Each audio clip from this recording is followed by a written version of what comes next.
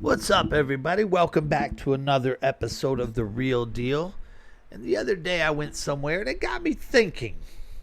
I'm always thinking, which is a good thing. My brain never shuts off, which makes it hard for me to sleep at night. But hey, at least I'm alive. And I was up in this area and I was like, wait a minute. Now, why is this city, a big city of 120,000 people, if not more, why is there so little diversity here? And it's a city that claims to be open-minded, progressive. I don't like the word liberal, but that's what they claim. Because to me, liberal is the actual definition is liberal, liberty. You want liberty, freedom, equality for everybody. Well, they claim to be liberals. They're not. Brother Malcolm told you back in the day that the liberals were the worst thing to happen to the black man. And that's where I'm going with this. Why is a city of 120,000 people only got about 6,000 black folks living there? Yet a city I live in has about 35,000 people in it. And we've got more black folks living here than there. And some people will sit there and go, well, why are you checking? That's racism. No, what's racism is the fact that I shouldn't have to check that. See, here, I don't care. I see black folks everywhere. They see me. Hey, they don't care. They don't sit there and go, look at that crazy cracker. They don't care that. They're like, that guy's a nice guy. Just like, I don't care if they're black. I got more blacks on my block than there are in some cities. And let me tell you something. Some of these places that call themselves a city, I grew up in a city of about 15,000 people, maybe 20,000. You know, I grew up, well, didn't totally grow up there, but, you know, I lived there for a while. And it was a city. And if you don't have more than 4 blocks of downtown businesses, to me, you're not a city. You're not a city at all. You're a town. Or maybe even still a village. If you only got about 5,000, 6,000 people, most of them live in the country, you're not a city, people. But then I see a lot of these cities. They call themselves cities, like I said. And one of them is near this city I'm talking about with over 120,000 people in it. And they talk a good game because they like catch on to what these other people are all about. They talk a good game about racial diversity and things like that. And I'm like, that's funny. And it's a 99% white community pretty much. But the Black Lives Matter movement, they were all out there. Black Lives Matter. And I had a friend, including myself too, and we asked these people protesting, these adults, where are the black people? Where are the black lives here? And they were like, well, what? Where are they? You know why they're not here? Because the average house in that town costs $480,000. And I'll tell you straight up, black folks ain't stupid enough to pay that much for a house. Just like I'm not. I'm not paying that much for a freaking house, even if I was a multi-millionaire. Hey, what I got is cool. I might live in a little nicer area, you know, like in the country near a lake. Who knows? I'm happy. Why do you got to show off and have these big mansions and think you're better than everybody else? Maybe you're insecure. Maybe you got a small penis. Like, that's why people drive big trucks, right? That's what they say. But you know what? This community that claims to be so ultra diverse, this little calls himself a city. To me, it's a town. But the girl that was in charge of the Black Lives Matter movement was a young girl I knew. Father's African, mother was white. She had to leave town because of racism. These guys were calling her the N-word. They complained and they kicked the kids out of school for a few days. Come back, started all over again. And mama went up to the school and she said, this isn't right. It's got to stop. And they were like, well, boys will be boys, because both these boys were on the football team, you know.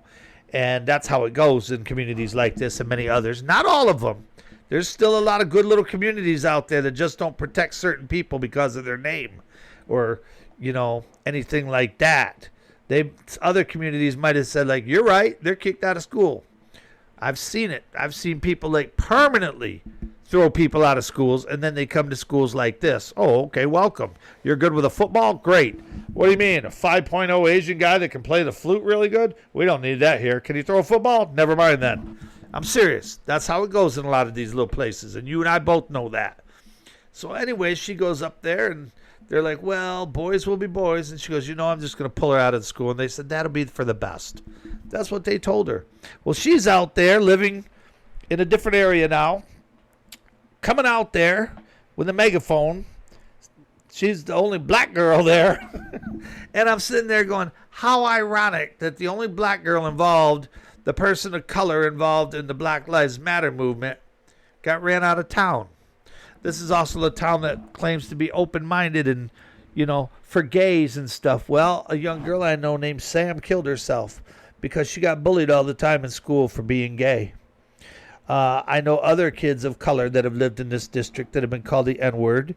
They have had to leave, get homeschooled. I know an Asian kid. His dad was Korean. His mother's white. But he looks Asian. Got picked on all the time. People made fun of his eyes, everything else. This is in a school district. This is in a city that claims to be open-minded and progressive. Oh, we welcome everybody here. Then where do the kids learn this crap from? And Dad, even this little dude tried to kill himself. I'm glad he didn't. Good kid. He had to leave school. It was sad. His dad was born here in America. His dad retired from the military. Was a sergeant in the Army. Nicest guy. Says when he goes into town, people always look at him funny. And he's like, it's the people that hold up the signs. And I'm like, yeah. Holding up the signs, wondering where you came from. Because that's how it is in America still, people. There's still racism out there, and I don't like it. I don't like it at all. I'm talking about some of these bigger cities in America, and it makes you wonder, how can you have such a huge city and very few black folks are in there? And people, like I said, they'll say, well, you shouldn't even notice that. Oh, I think it's pretty obvious. My first thought is, if they don't feel safe here, what makes me feel safe here? Because I'm a little different. What makes a biracial person feel safe there? What makes a black person visiting feel safe there if they don't see anybody else that can kind of represent them? You know what I'm saying?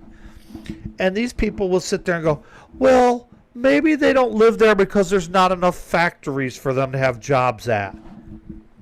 Oh.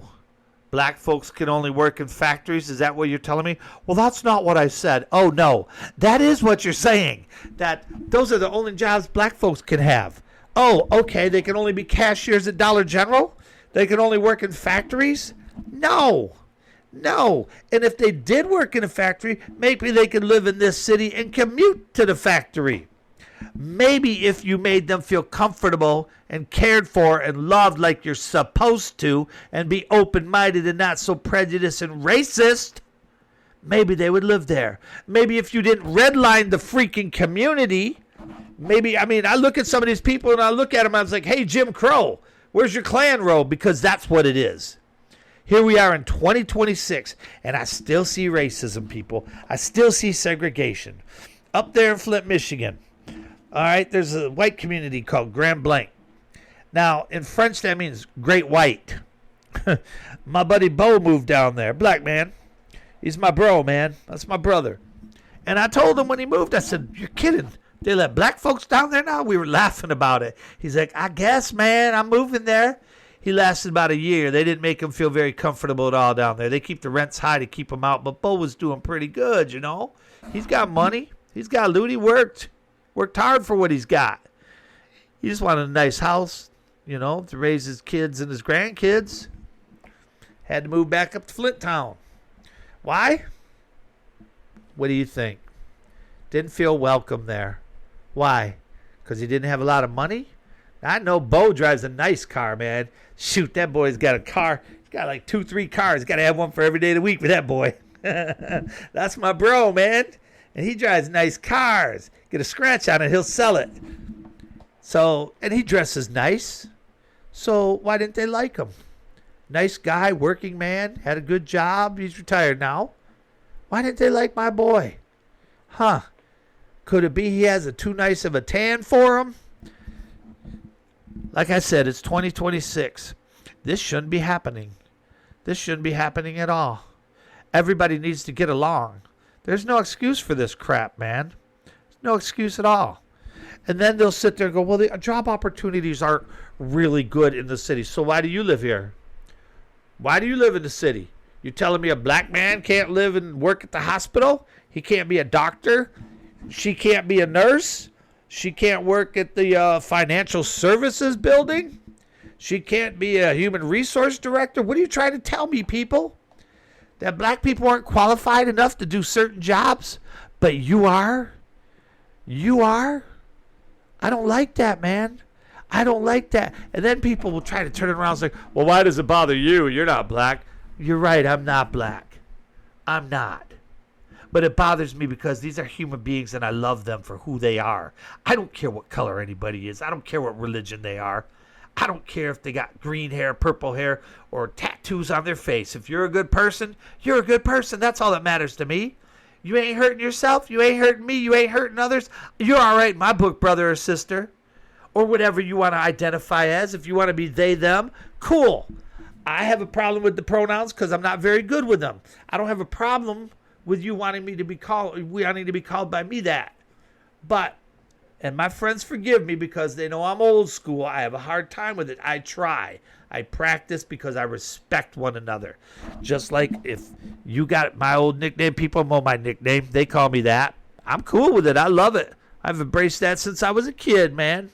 You got a nickname? Cool. You got a name you don't like and I accidentally called you by your real name, and I've had this before, like, oh, don't call me that, man. I hate that name. Call me by my middle name. You got it, man. Call me by my nickname. You got it. Just like my boy Bo. That's not his real name, but that's what we call him because that's what he likes. It's called respect for one another. And here in the United States, we're losing it more and more on a daily basis, and I don't like it. And y'all know me. I stick up for what's right and what I believe in. I stick up for the truth. I'll fight for people. And then they'll sit there and go, well, I don't see you getting upset about the Hispanics being kept down. Oh, I'm upset about that. But the thing is, you don't keep them down as much. You don't keep the people from India down. It's funny, you only keep the black folks down. Gee, I don't know why I'm upset. And maybe because it's very noticeable. And I don't like it. And it's funny. Let's look at some of these big American cities, all right? And this is what's funny. Most of these cities are the ones that claim to be open-minded, progressive, caring. Oh, come to us. We'll take care of you. We love everybody. No, you don't. All right, let's talk about San Diego, California. Got almost 1.5 million people. About 7% blacks. Why? Well, there's a lot of Hispanics there. Okay, black folks can't live there. Maybe they don't feel comfortable there. Maybe it's because it's a very expensive place to live. Same with Seattle, Washington, Portland, Oregon. Those are two of your biggest so-called left-wing cities on the left coast there that are so open-minded. No, they're not. Personally, I've been to Portland, and some of y'all might not like this, but every person I met from Portland, I didn't like. It's a weird situation up there. Everybody thought they were better than everybody, thought they were smarter than everybody. They just were all arrogant and cocky. And they were like, you could say something like, well, no, that's not true. It's like, oh, yes, it is true. Because they don't want it to be true. Just like what I just said. San Jose, California. Now, here's a big one. I lived in San Jose. And I noticed it back then. It's got a large Hispanic population. Might as well say Mexican population. Because, you know, if you honestly know real Mexicans, they don't like Hispanic because what the Spanish did to Mexico was very bad. They did a lot of bad things. So they don't really like that term. That's why a lot of my Mexican friends, they don't like it when you say they speak Spanish. They don't want nothing to do with Spain or the Spanish. Because those guys did not treat Mexico good. But San Jose, California's got over 1 million people in it. Yet, why is only 3% of the population black? And not person of color, black. African American. And here's another thing. Most black folks don't like the term African American because they may have come from Africa, but they're Americans. I know people that came here straight from Africa. Not on a slave ship, but came here from Africa willingly, they don't like that term. They'll sit there and say, I'm a black man from Africa and I'm proud of it.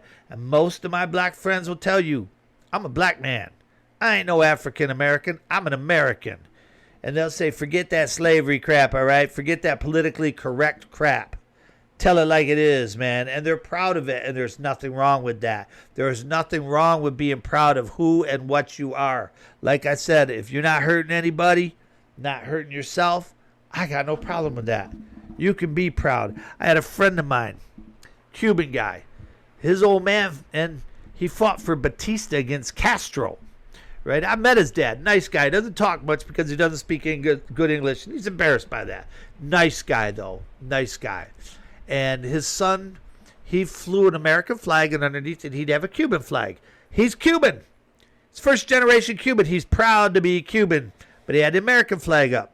He had to take it down because in this little not conservative by far, ultra liberal community of his, where very few blacks live, very few, he's probably the only Cuban guy there. I don't even think, if I think about it, there's not a lot of Mexican people there. Dude, what's up with some of these towns? Stop being racist, crazy crackers. Anyway, man, he had to take the flag down. People were complaining about it, posting on Facebook, posting pictures, saying he wasn't American. And most of the people that were saying this are the people on the far left. Well, I'm like, wait a minute, you guys don't even like America. Well, we don't like what it's become because of certain people in power. And I'll be like, oh, you mean Joe Biden, the pedophile? Sir, that's not very funny. But Trump said this. Oh, okay. When I say something about your guy, I'm the bad guy. You say something about Trump, it's okay. See, that's what I don't like. I don't like how they play sides like that. And it's like, it's okay for them to be a racist, but if I were to come out here and say I didn't like black people, see, I told you, did you hear what he said? And trust me, you know I'd never say that, and I don't believe that way. Y'all know me, man. Now, the reason a lot of these areas don't have black folks, because, you know, the old Jim Crow laws, they may not be legal anymore. They might be not on the books, but there's still people in the back of their mind executing these laws, man. You know, when they write up certain areas, they do exclusionary zones. They have this special zoning and they exclusionary do it. And then they'll take the black area and put a little red line around it and say, here's our town, there's your town. And you think I'm joking. I'm not. This is real, man. I mean, going on for years, still going on, sadly. Probably going to keep going on. And then they'll sit there and the property taxes in their area will go up. And then they'll build dumps, waste sites, like factories, things like that in the predominantly black community, which brings the housing down. Not just the cost, but the neighborhoods collapse because they're waking up smelling smog and all this other crap. And so let's say they own their house outright. Well, they can't sell it for much and move to the white neighborhood where it's $500,000 to start a house. And I'm not joking on that, man. I'm not joking at all on that. The average cost of a house in the United States right now, the median sales price is $403,200. Now, the average sale price is much higher, usually over $500,000. And middle tier homes, those are middle income people, they're going for about $350,000. Now, what group of people has the highest poverty rate in the United States? About 21% of black folks in the United States live in poverty. 26% of the kids in homes in America, they live in poverty. It's rough, man. Now, in the South, it's even worse. You got 30 and 40% down there. It's rough. So why is that? The median black household in America has way less income and wealth, we'll call it wealth, than a white neighborhood. So their average checking and savings account, average now, I know some are higher, some are lower, but average is $2,200, while the average person The average white person has $10,000 in their savings account, which frustrates me because I'm not average. I'm below average. So if you're listening to this, send cash. I need to get up to average now. And you know me, I donate. I give to all kinds of people. I give to the brothers and sisters. Now, I just went up to a community where I come from, up in Flint, Michigan. It's rough out there. I went to my old homes. It was sad. One's an empty lot now. The other two are abandoned. They've been abandoned for years. Got people living in there. And it's breaking my heart, man, to see that. It breaks my heart to see all these communities out there try to do what they can to keep a certain race of people out, but at the same time, try to talk a good game. You know? And here's the thing, too. Let's say a black man runs for an office. Well, he better be a Democrat. That's the only way he's getting elected. And even then, it probably won't work. You got a guy running for governor here in Michigan. Good guy, too. Nice guy. Always on the up and up. Black man. I don't think he'll win. And you know why? Because he's a black man. And the Democrats aren't going to vote for him. He can do anything he wants to help somebody. They're not going to like that all. So, we got to stop this crap, people. They keep people out of these homes. They redistrict them. They redesign them. They redline them. They do everything. There's still backdoor segregation out there, people. Don't let them fool you. Don't let anybody fool you, man. They'll raise the taxes. They keep the housing high. They do whatever they can. If they really cared, then they'd make it to where everybody could afford it. Right? That's my thoughts and that's my views and that's how I feel. And when you live in a city like Flint, Michigan, where I lived, and it's the poorest city in the United States of America, and I'm going to do a little podcast on that in a little bit. You got to listen to it because that's a heartbreaking city up there, man. But when you live in a city like that and you live amongst all kinds of groups of people and you all got along and had fun, didn't have any problems, there was no racism, why has it got to be like that in these other areas, man? I don't like these little bougie areas. They think they're all better than everybody else, man. It bothers me. You get all these people out there, and they make me sick with their hypocrisy, and it bothers me. And all I want to say is to them,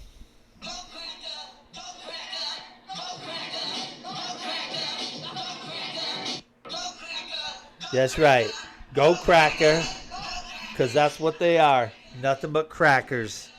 That's how I feel, man. You know me, I tell it like it is, man. All right, let's all be united and not divided, all right? Peace and love, my brothers and sisters.